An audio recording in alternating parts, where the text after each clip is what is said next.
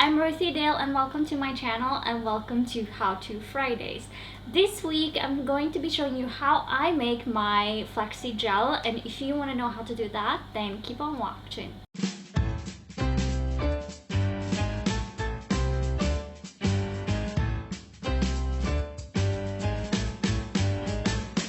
First of all, don't mind what I'm wearing. I'm going to be cleaning the house, and that is why I always have a hair mask when I'm doing so. So I basically multitask and I treat myself as I am treating the house, if that makes sense. For this, you're going to be needing half a cup of flax seeds, 2 cups of water. I already measured out. And for those of you who use the metric system, this shows about 5 deciliters of water. You're going to be needing a few spoons of olive oil, almond milk. I have mine frozen in Ziploc bags for convenience and for it to last a long time. So these are, I think this is about three tablespoons worth. You're going to be needing a bowl, something to stir with, and a sifter. And obviously you're going to be needing a tablespoon, which I forgot. So what you want to do is, I haven't measured out my flax seeds yet, so I'm going to be doing that first. You're going to put that in the casserole, add the water.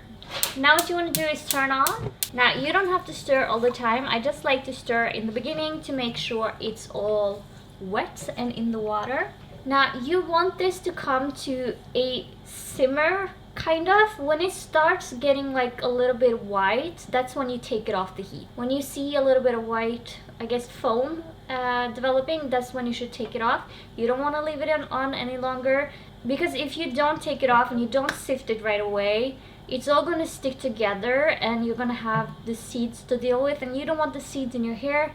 I've had that before and it's difficult to take out. Make sure that it gets to a simmer of like white. I guess I will show you what I mean by that. This is the white foamy bits I'm talking about. You want just a little bit more than this, but not much.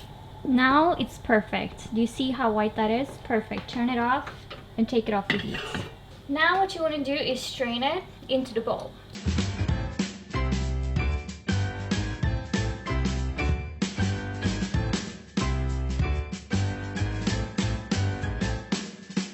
I like to move things around in here to make sure I get all of the juices out as much as I can.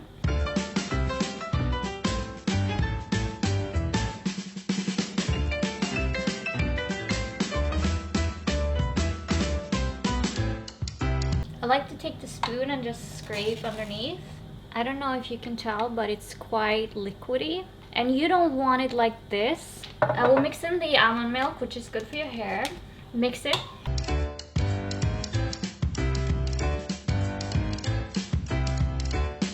Then you add the olive oil.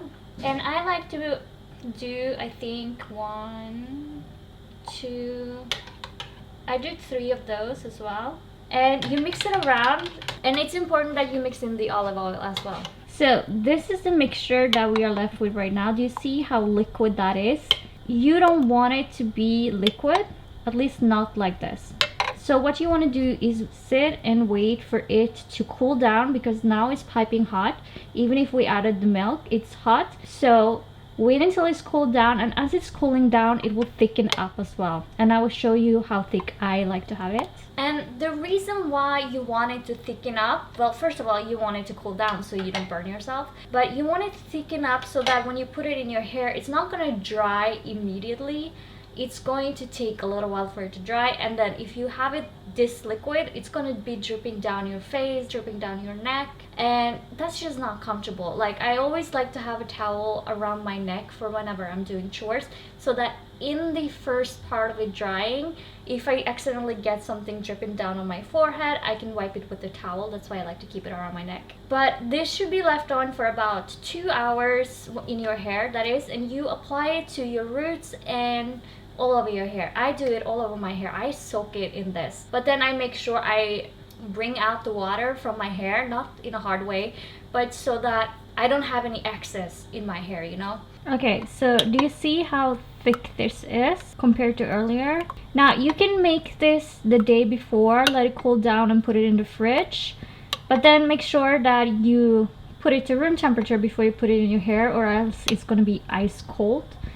but this is what you want, or thicker than this. And that is all I have for you today, and if you liked the video, leave a like and a comment down below, and if you want more content like this, then hit the subscribe button and the notification bell, and you will be notified when I upload a video. Now, I post my How To Fridays every Friday at 7 o'clock Norwegian time, which makes it about 2 o'clock New York time. And with that, I want to say thank you so much for watching, and I'll catch you in the next one. Bye!